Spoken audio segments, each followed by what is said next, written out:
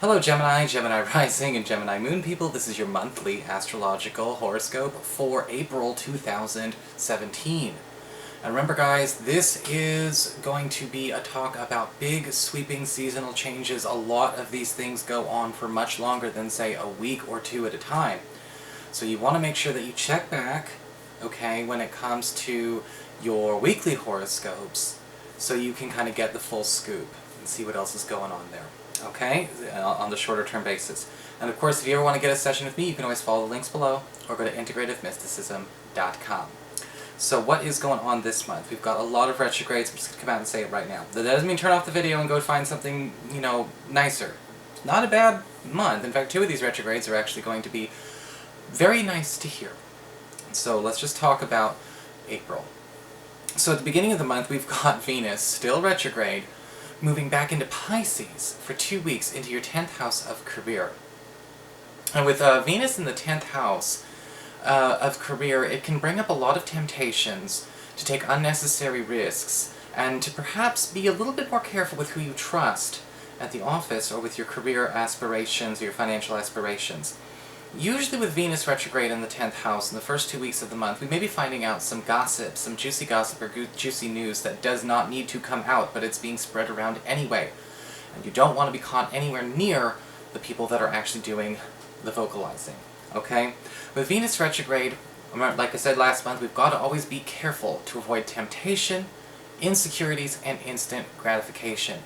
This may even be tempting to get involved with because it may involve somebody that you don't even like, but you want to keep your hands clean.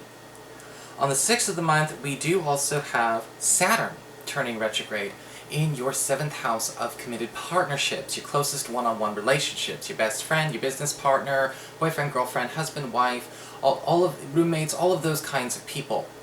And with Saturn retrograde, this can actually be a nice relief for about 3 to 4 months. Because in this area, you may have been finding that there have been some challenges coming up, some blocks coming up to moving forward or improving on one of your closer one-on-one relationships. Saturn tends to work on perfecting things by crushing coal into diamonds, but we do need a relief every once in a while, or else that stress is just going to pile up. And luckily we have that happening. If some of that stress has been really getting to you and somebody very close to you, this is going to be a few months where we have a bit of a recess. But make sure that we do our homework in the time of that recess as well, because Saturn tends to be a lot nicer if you do when he comes back and goes direct.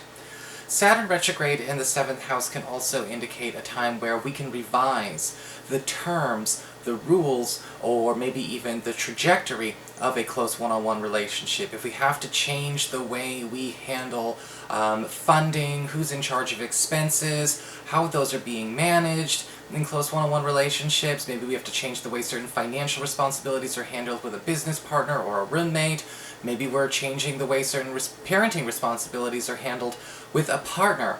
If we've been feeling like there's been a lot of resistance from that person up until now, April, they may be changing their tune and being a bit more relaxed about being open-minded over the next few months.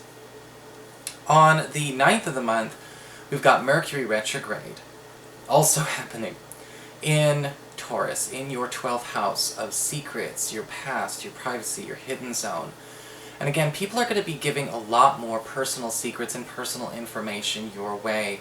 You're going to be sort of like the confessor this month in a lot of ways, Gemini, which is not necessarily bad.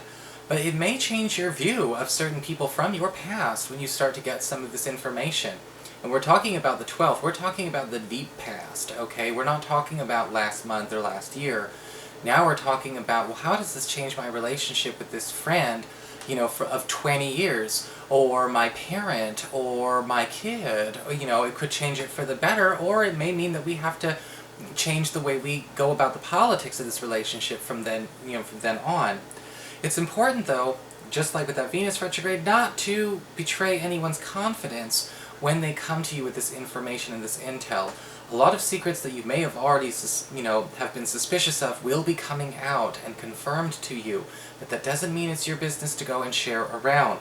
And that's going to be that way all the way through the rest of the month. Now on the 11th, we've got a full moon in Libra. in your 5th house of love, romance, and your relationships with your kids. And the full moon can be a very interesting time because it tends to raise the roof emotionally. But it can be a good thing, especially when it comes to affection and hot dates. Very, very romantic and very sweet indeed. However, with this full moon, make sure things don't get too high, make sure the bar is not so high we can never reach it again. This could bring the end of a cycle of being single for a lot of you Gemini people out there. It's going to be very well expected. It's going to connect very nicely to where Saturn will be in your 7th house. So, in the middle of the month, some of you may be finding out that even where we did not have any opportunities before for love, opportunities are popping up. A big restriction or a big obstacle is going away here. But the temptation during this full moon energy may be to go too fast, to get it done right away, to make it secure. Just because we think we get it secure on paper doesn't make it secure in real life, so be careful not to rush things with a full moon. It can get a little dicey. On the 15th of the month, we've got Venus finally turning direct in your 10th house of career, where she will be for the rest of the month. And when Venus turns direct, you can notice yourself not only being more popular, but also getting a lot more favor. And if you take my advice and don't get too involved in other people's personal business, you may be noticing that you are rewarded for not doing so. Venus in the 10th house tends to bring us a lot of easy work, easy financial opportunities, and easy gifts. And again, winning a lot of popularity contests at the office, being first pick, for promotions, first pick for raises, extra assignments. And again, they're all very easy because Venus gives you gifts, not work. It could be a very interesting time for a lot of you either looking for work or those of you who are just simply trying to, again, gain some extra favor, some clout, and increase the value which you put into your profession. On the 19th, we've got the Sun moving into Taurus, into your 12th house of secrets, your past, and your hidden zone. And up until about the 3rd week of May, a lot of you Gemini people will be spending your time trying to get closer to people and focusing a little bit more, not so much on the crowd, but more on making the tighter one-on-one relationships even tighter. And this is a time to pull people closer to you when you have the Sun in your 12th house.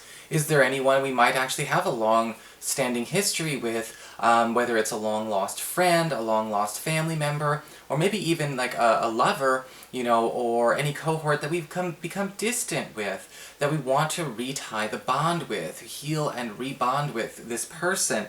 This is going to be a good catch for you, a good opportunity for you to finally get that done.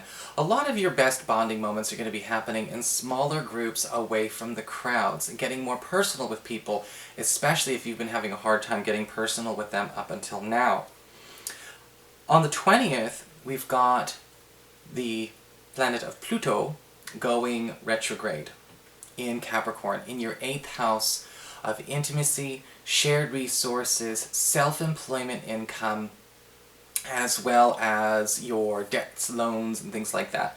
And with Pluto retrograde, it's kind of there's always a yay and a heh at the same time. That's what I can do with my English major. So, aren't you impressed?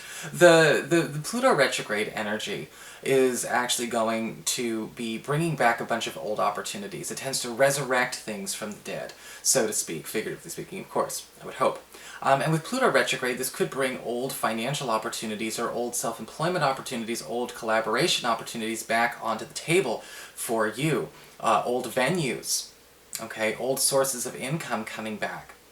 You may, however, have some trouble when it comes to closing old business from now until September, so you have to make doubly sure that if you are trying to open new doors, you close doors first. Pluto retrograde always has a lesson to go with it, and from April through September, pretty much every year, that's how it's been pretty much for the last 10 years, people find it very difficult to start something new because they're trying to bring everything they shouldn't with them into that new thing. And in this case, this has to do with your area, again, of supplemental income, your incentives, your commissions, your tips, your self-employment money. And this could also have to do with intimacy. Old intimate partners coming back, old opportunities to explore some intimate fantasies. All of those could be wonderful, but also at the same time, make room for those things when they come back into your life. On the 21st, we've got Mars moving into your sign. where he will be all the way up until the end of May. And when Mars goes into our sign, we've got the wild card blessing of Mars, which means you get the energy of the planet of action, energy, honor, war, and passion to do with whatever you will.